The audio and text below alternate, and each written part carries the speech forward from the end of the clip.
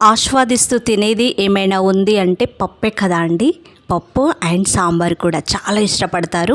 ఇక్కడ నేను ఎర్రపప్పుతో దోసకాయ కాంబినేషన్లో చేశానండి. చాలా అంటే చాలా చాలా బాగుంటుంది. ఖచ్చితంగా మీరు ఈ రెసిపీని ట్రై చేయకుండా ఉండకండి. 10/10 మార్క్స్ ఇవ్వచ్చు.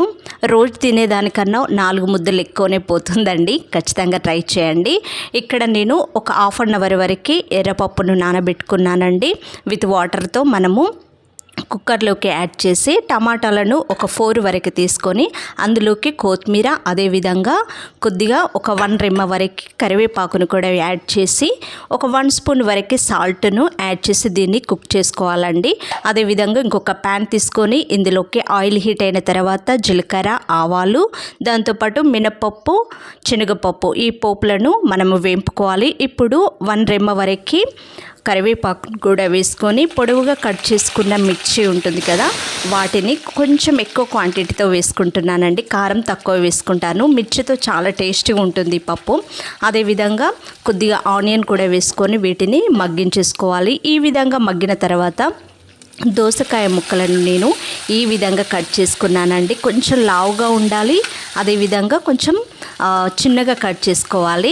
ఈ విధంగా మనము కొద్దిగా మగ్గిన తర్వాత ఇందులోకి 1 స్పూన్ వరకు పసుపు, అదేవిధంగా అల్లాన్ని కూడా 1 స్పూన్ వరకు యాడ్ చేసుకొని పచ్చివాసన పోయేంత వరకు దీన్ని కలిపేసుకోవాలండి. ఖచ్చితంగా ఈ రెసిపీని మీరు ట్రై చేయండి. చాలా బాగా వచ్చింది. మన ఛానల్లో చాలా హెల్దీ వీడియోస్ ఉన్నాయండి. షార్ట్ వీడియోలు కానీ అదేవిధంగా లాంగ్ వీడియోస్ కూడా ఉన్నాయి. ఖచ్చితంగా చూడండి. సబ్స్క్రైబ్ చేయడం మాత్రం మర్చిపోకండి. ఈ విధంగా మగ్గిన తర్వాత వీటిని ఒక్కసారిగా మరలా కలుపుకొని మనం ముందుగా ఉడికించేసుకున్న ఈ పప్పు టమాటాలను ఇందులోకి యాడ్ చేసుకోవాలి. దీంతోపాటు కొద్దిగా ఒక 1 గ్లాస్ వరకు వాటర్ని కూడా యాడ్ చేసేసుకోవాలండి. మరీ చిక్కగా ఉండకుండా చూసుకోవాలి. సో ఈ విధంగా కలిపేసుకొని ఇందులోకి కచ్చా పచ్చగా దంచుకున్న వెల్లుల్లి రెబ్బలు సేమ్ ఇదే టైంలో వేసుకోండి. దాని ఫ్లేవర్ మాత్రం నెక్స్ట్ లెవెల్ అని చెప్పొచ్చండి. చాలా బాగుంటుంది. ఖచ్చితంగా వెల్లిపాయలు వేసుకోవడం మాత్రం మర్చిపోకండి. ఇలా ఒక 5 to 7 మినిట్స్ వరకు ఉడికించేసుకున్న తర్వాత ఇందులోకి కారాన్ని 2 టేబుల్ స్పూను, అదేవిధంగా 1 స్పూను సాల్ట్ వేసుకోవాలి. ధనియా పౌడర్ కూడా ఒక హాఫ్ స్పూన్ వరకు వేసుకొని గుప్పెడంత వరకు కొత్తిమీరను కూడా యాడ్ చేసేసుకొని వీటిని అంతా కలుపుకోవాలండి. లాస్ట్లో ఒక 3 మినిట్స్ వరకు మనం ఉంచామంటే మనకు నెక్స్ట్ లెవెల్లో మన పప్పు అనేది రెడీ అయిపోయి ఉంటుంది.